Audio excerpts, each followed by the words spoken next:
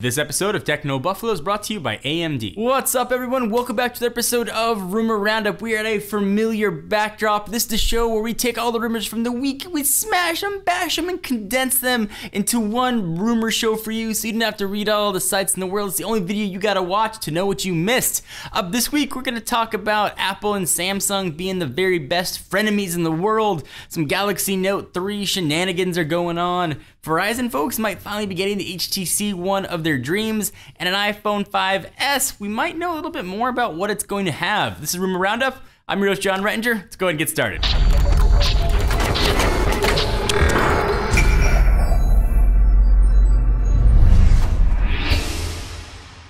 Alright, so let's start with the Apple and Samsung news. These two love to hate each other. Evidently, Apple is switching back to Samsung for LCD screens. Lawsuits clearly won't stop Apple from partnering with Samsung, which means it may cut orders from other partners such as Sharp and LG. Sucks to be them. The reason behind the move is likely a nod to the South Korean company's ability to produce touch screens using thin glass in super large quantities very fast. The glass is used in everything from the iPhone and the iPad and MacBook. Samsung is also one of Apple's largest suppliers of processors and memory. Part of me though kinda misses the old Steve Jobs way of doing things. We had a similar situation back when the iPhone first came out and they were trying to get all the flash storage out there. Essentially, Apple went to all the supply chains that sold flash storage and said, listen, give it all to us. For the next 5 years, we will overpay for it. Essentially, that created a shortage for every other company. I'm kind of surprised Apple is not just gonna go in and snap up a supply chain that creates displays and buy all the raw materials and create a bottleneck for everybody else. It makes for a fun story. The Galaxy Note 3, supposedly, it's going to pack a Snapdragon 800 processor, a more powerful chip than the Snapdragon 600 in the Galaxy S4, as well as a pretty similar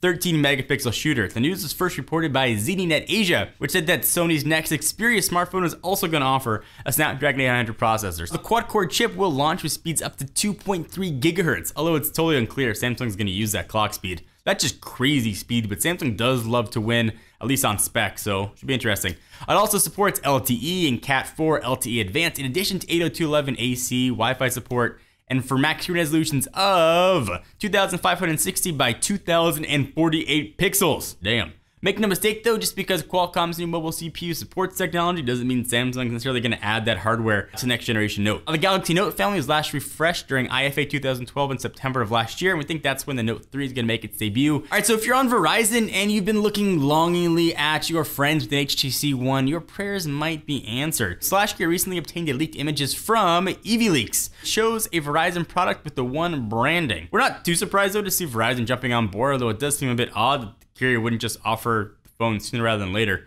HTC One though is reportedly set to launch on Verizon early summer, which means we might see it pop up really any week now. Another phone, dubbed the T6, could launch in the fall to replace the Droid DNA entirely. So we largely believe that the iPhone 5S can look the same as the iPhone 5. That follows Apple's historical release pattern, and it's probably rather expensive to totally retool machines to create a new brand industrial design every stinking year. So a new rumor out of China suggests that Apple will decrease the bezel around the screen so that it fits closer to the sides of the iPhone, similar to what you see on the iPad mini, which for me is awesome. The story first popped up from Wei Fang Network, which also said that Apple plans to increase the number of pixels in its screen from 730,000 on the Retina display to 1.5 million pixels. We're gonna know all this information very soon. Apple's WWDC kicks off in June, and we expect we'll hear much more about iOS 7. Software it's going to power the next iPhone, although we believe the device won't launch though until early fall. But whatever they announce, we will be there live to show you everything that's coming. So of course, stay tuned to Techno Buffalo. We take a minute to thank our friends and sponsors at AMD.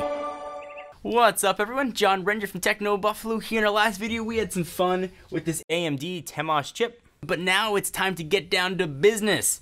It's not a spy tool, it's the AMD A6 APU. It's actually a thing you're going to want to use to do games on, do your computing on, and do everything you do on a computer. So what I do most on a computer is I want to play some games. So I installed the game that we play the most here at Techno Buffalo office. We actually have pretty heated Left 4 Dead battles. So we installed Steam on this guy, put Left 4 Dead 2 on it. I want to see how it performed.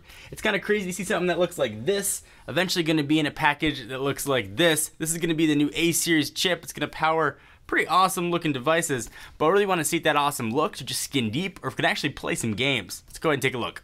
I knew it could handle everything on the lower settings, so we thought it'd be more interesting and a better test of the machine's capabilities to bump it up. So we kicked it up to 1080p, we kept the film grain at about 30%. Effect detail, we went to high. The model texture detail also got kicked up to high.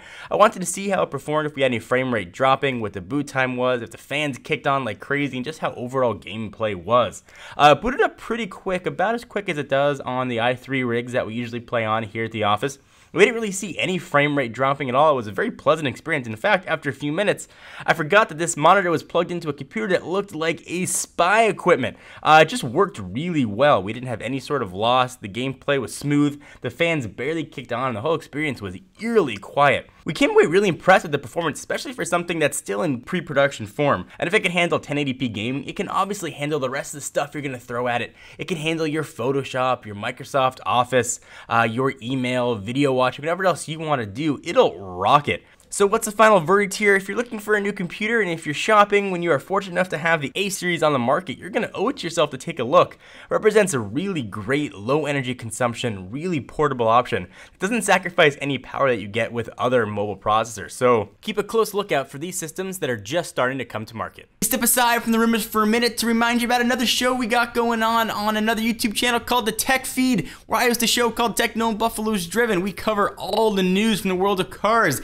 This week we got a ton of awesome stuff to talk about, including the power of the Corvette C7 and other awesome tech news that I want to share with you. You should check it out. Thank you guys for watching the episode of Roundup. Hope you enjoyed. Please give the video a thumbs up. We'd most definitely appreciate it. I'm John Rettinger, and I'll see you next video.